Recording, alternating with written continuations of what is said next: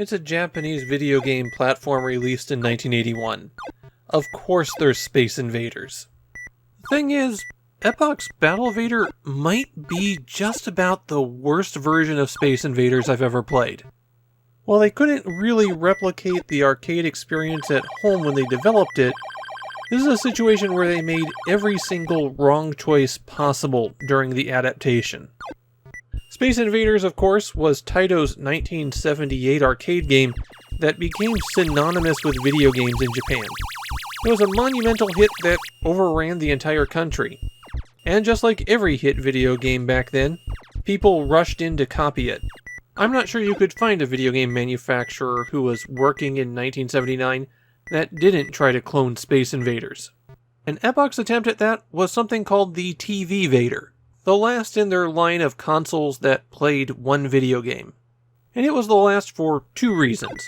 First, Epoch decided to make the Cassette Vision and have interchangeable games rather than standalone systems. And second, it was an enormous bomb. Epoch planned for sales of around 500,000 units, and they languished on shelves. Some people say that the release of Nintendo's Game & Watch wound up killing off all of those standalone consoles around that time. But in the case of the TV Vader, I think the poor quality of the game has a lot more to do with it. I don't care how much of a Space Invaders fanatic you were, this was not going to satisfy you. Rubbing some salt in that wound was Atari, who at that point had licensed Space Invaders from Taito and made their own console port. That game was intended to help Atari break into the Japanese market, but Epoch had dropped Japanese distribution of the VCS by that point. The Cassette Vision Battlevader is a port of that TV Vader game. One of the core concepts behind the Cassette Vision was integrating all of Epoch's various standalone console systems into one cartridge-based unit. So naturally, they would bring the TV Vader hardware to it. Battlevader is also the last of the first wave of Cassette Vision games. I'm not sure if it was available at launch, but it was at least in development at that point.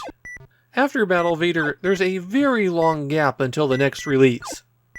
Battlevader works just like Space Invaders. You control a ship at the bottom of the screen, moving it left and right with the levers on the front of the Cassette Vision, and you fire upward by hitting any of the four buttons on the front of the Cassette Vision. Your goal is to eliminate all of the aliens who are slowly descending down the screen.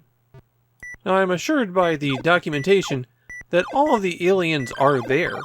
It's just that they're only showing you the frontmost one in the column. But the fact that when their aliens are shot, the next one that appears is only half a row back, and how you can't really interact with any of the aliens behind the front ones, it just seems like you're pushing them backwards. That wouldn't be a bad thing either. And you'd think that would be a reasonable compromise approach.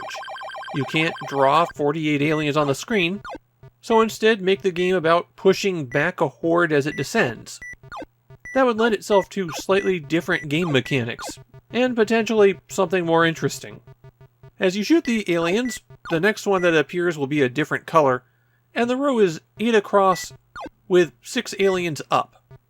They march back and forth, and when they reach the edge of the screen, they'll drop down, which means that one of the standard strategies is to shoot out an entire column. Periodically, UFOs will appear at the top of the screen, and if you shoot those down, you'll get a number of bonus points that changes depending on how many shots you fired. It rotates through an entire chart of scores every time you press the button. One aspect that's retained from Space Invaders is how the aliens will speed up as you shoot them, and it keeps track of the invisible aliens for this one. So if you don't shoot out one column of aliens, they move with a speed as though there were 6 remaining invaders. Because of the way that they can just instantly spawn shots, the enemies closest to the ground are by far the most dangerous, but those are also the ones worth the least amount of points. There are 4 shields that can be used to block incoming enemy fire, and if they're completely shot out, then they reappear entirely. They can only do this twice though, so the shield starts out blue, and then once that's gone it reappears as red, and then once that's gone it reappears as yellow. Because the shields reappear, you'll often find yourself lining up a shot only to have it regenerate right when you fire, because that's when the alien fires back at you and erases the rest of the shield. It also has a bit of the precision problem that you see in Cassette Vision games. Battlevader wants you to be exactly lined up, and if you're even a little bit off, then the bullet will get absorbed by the shield, or it'll slide right past the target. Unfortunately, the big chunky pixels of the Cassette Vision really don't allow you to maneuver with that much precision. When you take out the entire screen of invaders, then a UFO comes in and starts dropping down, and if you hit the UFO, you get a few points and an extra life. If you don't get the UFO, then it just flies off. That's different from the regular invaders who, if they reach the ground, then it's game over. Battlevader has 4 levels of difficulty. For levels 1 and 2 you get 7 lives, and then at level 3 you get 5 lives, and at level 4 you get 3 lives. But as you increase the difficulty, the number of enemy shots that can be on screen also increases. So they can only shoot 1 bullet at a time at level 1, but at level 4 they can shoot 4 at a time.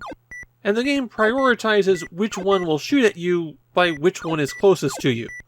So at level 4, you've got a continuous stream of bullets coming down straight at you. I'm impressed at the bad decisions they made with Battlevader. They couldn't draw all the invaders, so they just made a row. But that row both looks and plays worse than other options.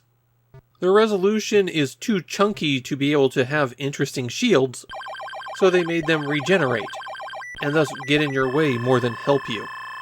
And since they couldn't have an entire alien fleet, when they increased the quantity of shots, they're all focused on you instead of creating a playfield for you to dodge through.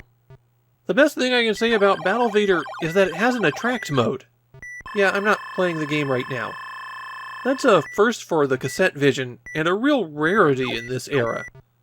But the only way I'd pull out Battlevader again is to show people how bad Space Invaders clones can be.